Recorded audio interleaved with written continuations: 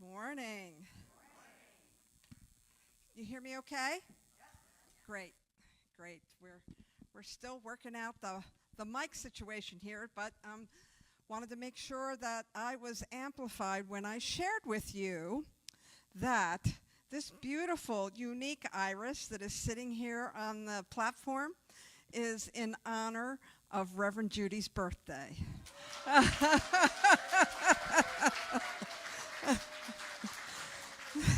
So you'll be sure to take that home with you. She gives and gives and gives to this community. And this is just a tiny token of give back for all that you give to us. Thank you, honey. Thank you so much. Right, yeah. We have amazing people in this community. We really do. People who just give of themselves, who really understand the power of this philosophy that is forever evolving us. And so this morning, I'm here to share with you that we are ready to glow up, to step up to that next level. If you're not familiar with the term glow up, it's a social media term. It usually means somebody's gotten some amazing makeover. New hair, new outfit, and they're glowing up. But we're not talking about glow up from that perspective, not the superficial or the external way.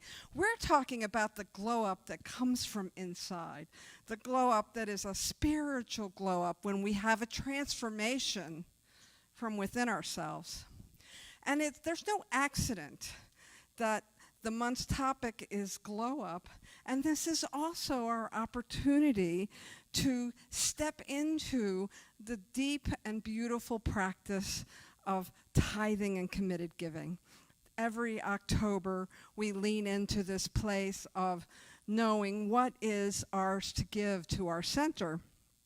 And so our theme this year, it's kind of funny, our theme, because I was working with an idea for 2 months. I'm working with this idea, and it's not coming forth.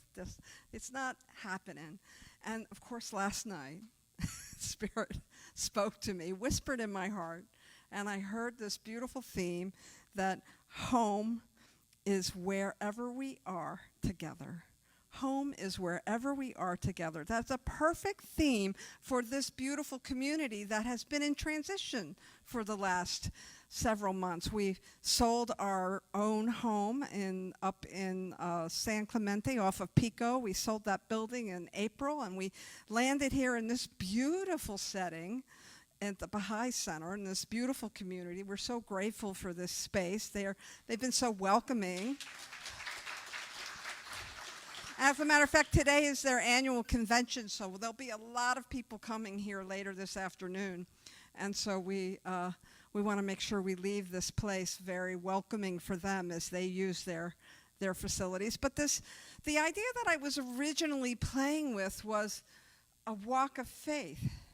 And I think it ties into this idea that home is wherever we are together, because it is a walk of faith. We have been walking this, and it's a famous Corinthians quote, I walk by faith and not by sight. And we have been doing exactly that all year. We've been walking by faith. We've been moving into this idea of being in a different physical space, in a little bit of a different area, and we've been trusting Spirit. And I would love to tell you that we did a lot of engineering to get in this space. There was a little bit of engineering, but it was in consciousness. It was in consciousness where we created that conscious space for this to come forward. It manifested for us in a beautiful way when we knew it was time to sell our spiritual home. And so our annual committed giving campaign is more than just asking you what financial contribution that you want to give to our community. It's about where you want to glow up personally. What is it that you want to have transformed in your life? What is it that you want to experience movement in? So say this with me. We've already said it once, but I want you to say it with passion. I am a brilliantly luminous being. One more time with a little more oomph. I am a brilliant, luminous being. Yes, yes, yes, that's what we are. We are luminous beings. It comes from within. It's not something that comes from outside ourselves. And so as we are glowing up spiritually, it is that thing that happens when we really engage this philosophy, when we engage our spiritual practice. I liken it to metamorphosis. You all know what that is, right? That's when the caterpillar's crawling, eating little leaves somewhere on a tree or in the ground close by. It takes forever for the caterpillar to move from one place to another. It moves with precision, and then one day it feels the calling from within, the calling to that something is bringing it forward. And it spins this little cocoon, and it allows itself to be completely wrapped up in the safety of the cocoon, where it then, like a warm bath, completely liquefies. Completely liquefies. Now, I got to tell you, that sounds painful to me. What about you? It sounds a little painful. I did a little research like this much, and what I learned about caterpillars is that they don't have the same kind of nervous systems that we're used to, right? They're built for this. They're designed to completely liquefy their body and let it go. And I'd like to think that we are designed for transformation as well, that there's some part of us that knows exactly what we need to do when we're ready to step into transformation. Like there's an inner calling that comes forth. Now we know the rest of the story with metamorphosis, right? The butterfly, after its body completely liquefies, begins to it uses what's called imaginal cells to recreate and transform itself into this magical creature that can soar high. The monarch butterfly that we're famous for in the California coast, it travels far. Every year it goes down into the south and then comes back into the north. It can travel vast distances that the caterpillar couldn't imagine, right? And I think sometimes our transformation is like that too.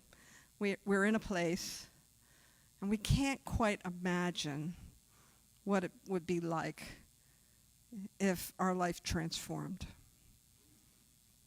And so I'm going to tell you my own transformation around money. And it came through a community very much like this. I was around 1988, and I was in a Unity Center, and I didn't really know the philosophy that well. I just knew it was a great place to bring my kids. I was 27 years old. You could do the math. And my daughter was 3 years old. That's how I remembered what year it was. And I would bring her, and she'd be going to the Sunday program, and I would go, and I really liked what I was hearing, but I don't know that I really understood the principles. And one morning we had a different speaker. I think some of you are familiar with her. Her name is Edwin Gaines. Yeah, it was the one and only time that I was ever in her physical presence. And I remember she was sharing and she was talking about these amazing practices that she was working, and I didn't quite understand it all, but I knew I wanted what she had. So when the basket came around, I dumped all my money into it. It wasn't a lot, believe me, not at 27, and I felt good. And I remember going home, and I'm like, "What the hell did I just do? What the hell was that?" I'd love to tell you that I started tithing that day, that was the turning point for me. But I spent another 15 years struggling with money. And it wasn't until I came to a Center for Spiritual Living, then known as Religious Science, that something else began to blossom in me. And during those 15 years, I had lovely experiences like car insurance would be due and I couldn't afford it, and I'd drive without insurance, and then I'd pay all the penalties because I didn't have insurance when I was supposed to. Or we wouldn't have the money for the gas and electric bill, and my husband would be putting like diesel fuel into the oil tank so that we could have some warmth at night. Like, my experience with money was very different than it was today. Very much like the caterpillar journey. I would take a little bite of a leaf, and it would have to be enough because that's all I had. When I came into a Center for Spiritual Living and I began to take classes, I began to understand this idea of consciousness, that what we hold in our consciousness, that is where the blossoming happens. What we believe. And it's not just, I remember we used to joke in class, we would do this like hand job motion when we had a thought we didn't want, like cancel. and I want to tell you that this philosophy it's much more powerful than just canceling a bad thought or a thought that's negative or something that's not serving you. That this philosophy is a philosophy that helps you to cultivate your consciousness, to really embrace spiritual principles, to begin to bring them into your practice so that your life in essence liquefies and you can transform. Now, I will tell you, my liquefaction experience wasn't always graceful. Sometimes it was downright uncomfortable. But when I began to understand how these principles worked, when I began to understand how I could use an affirmation or work with a prayer practitioner, or begin a meditation or a journaling practice, or take another class, or read some spiritual literature, or be in spiritual community, like all those things work together to transform me, so that now, when I hit a little bump in the road, it still happens, folks. I still have the financial challenges from time to time. But I recognize now that it's my perception and not the outer world that is creating the disruption in me. I recognize that for me, it's time for me to glow up. It's time for me to make a shift. And usually what that means for me is that I have to do things like tithe. And so what tithing is, it's not a law. I think it's misrepresented sometimes in our New Thought community. See people say, tithing is a law. You give 10% of your money and you get tenfold back. Well, that is what happens, but it's a practice. It's a practice that uses a law. It's a practice for people who want to transform something that they're not enjoying. It's a practice that allows us to open up and recognize our source. I had to change my mind about some things. I had to change my mind that my source was my parents. I had to change my mind that my source was my husband. I had to change my mind that my source was my job. I had to come to the realization, the deep, bold realization, that God was my source, that Spirit was my source, that the same thing that supports the Mother Earth that we live on, that seems to adjust to whatever we feed it, whatever we give it, that same power was the power that was working in my life. And when I began to understand that, that my source was Spirit, well, tithing became easy, right? Any tithers here? Yeah, you know what I'm talking about? It's the practice of letting go of a small, limited idea and stepping in to a big idea. It's the practice of opening up. It's the practice of what on the surface looks constricting, but it's truly freeing.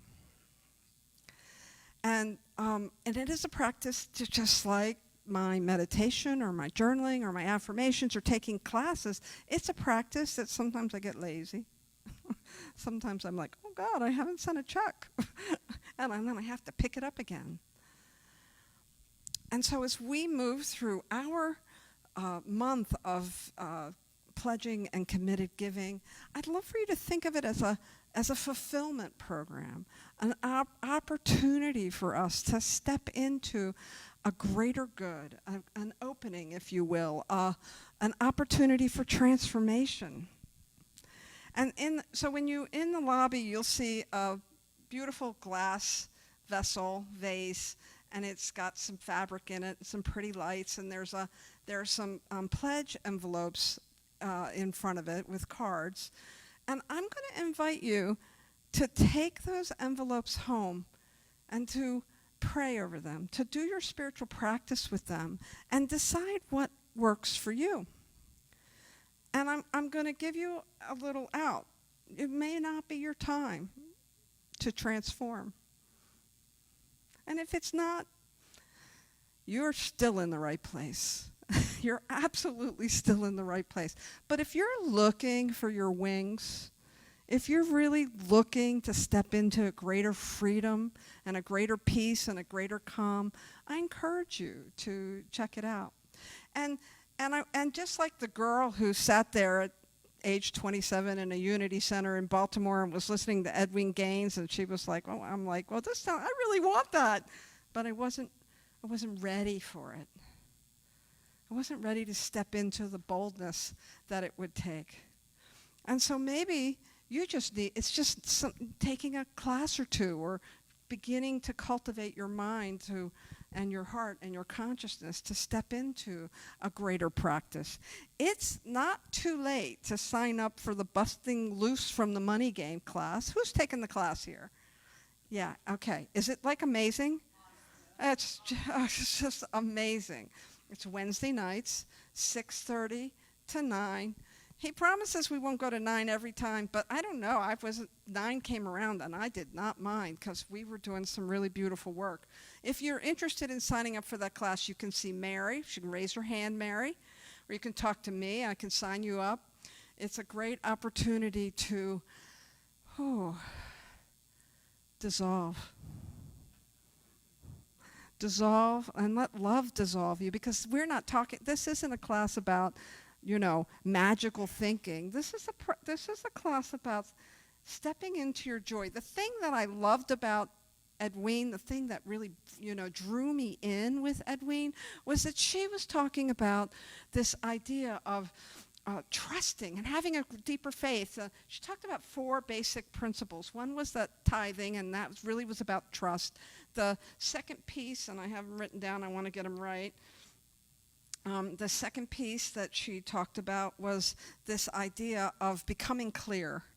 We needed to become clear. I don't know about you, but sometimes my mind can feel a little bit like a mud puddle, right? And Edwene was like, Spirit will give you whatever you want, but if you aren't clear, you're going to get a muddled mess. And so she talked about that clarity. She talked about the idea that forgiveness was paramount. Like, I had to look at the places, and I still do, look at the places where I might hold resentment. I might hold something. That is an obstacle that we place before ourselves. And so I began to work with forgiveness, and I continue to work with that practice. And then she talked about what she called was divine purpose. I'm going to call divine service. Because when we realize what it is that lights us up, when we realize what it is that we're passionate about, and we can be in service to that, well, the divine is shining through you, much like we witness with Reverend Judy all the time. The divine is always serving through her. If you've ever had a call or a meeting, or she's dropped off a card, or she's visited you in the hospital, or maybe she's given you a text message, raise your hand. Yeah, right. Many of us have experienced the beauty of service in action through Reverend Judy. She's a beautiful model for that. And so this month, I'm going to invite you to glow up. And whatever that means for you, it's an invitation. Not the talk I had intended. Let's see. I'm going to invite you to just take a moment and take a breath and close your eyes.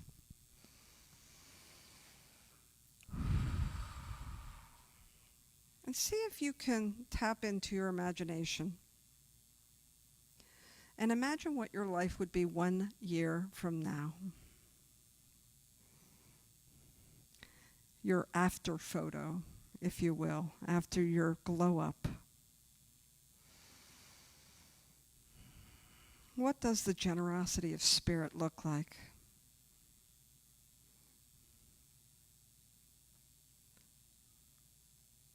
How is spirit giving to you?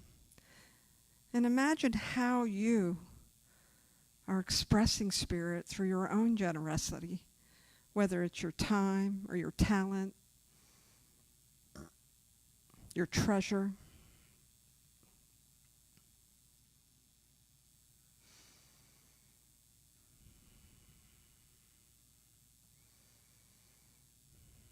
Now imagine our community glowing, programs thriving, life's changed, love circulating because of your yes to this community.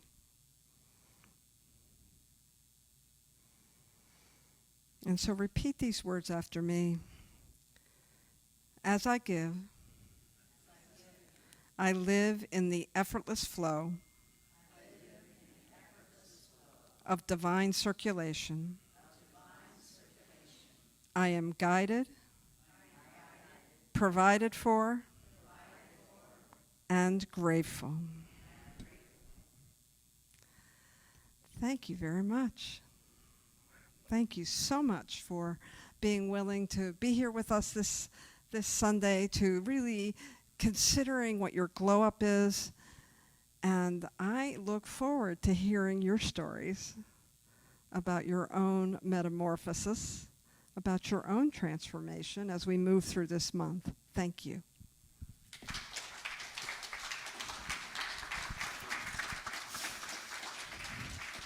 Oh, so let's pray. Let's pray a little bit. I'm going to do that thing, that neuro movement of mind and heart as we do this spiritual mind treatment and affirmative prayer. And what I know, I pray these words for the individual. I pray these words for our community. I know that we are glowing up, that there is a movement of mind and heart, that consciousness opens the way, the path is made clear, and that each one bravely and boldly and courageously steps forward to experience their own individual glow up. And I know that the communal glow up that is happening in our community shines bright, almost like there are spotlights that are just pouring through the sky, so that the light that is emanating from this center is so bright. People are called here, and they don't know why, but we know. We know that it is the power and presence of love. It is the power and presence of beauty. It is the power and presence of spirit that is moving us and allowing us to be that beautiful place where spiritual tools awaken individuals to their own magnificence. What a lovely mission. And so we anchor ourselves in this knowing of the big picture and the picture within ourselves, the personal transformation, the communal transformation. We allow ourselves to be used in such lovely and powerful and beautiful ways, and we are grateful for it. We say, thank you, Spirit. And in return, we hear the whisper on our heart of Spirit, thank you. And in that place of deep and sacred gratitude, we anchor this prayer by saying, and so it is.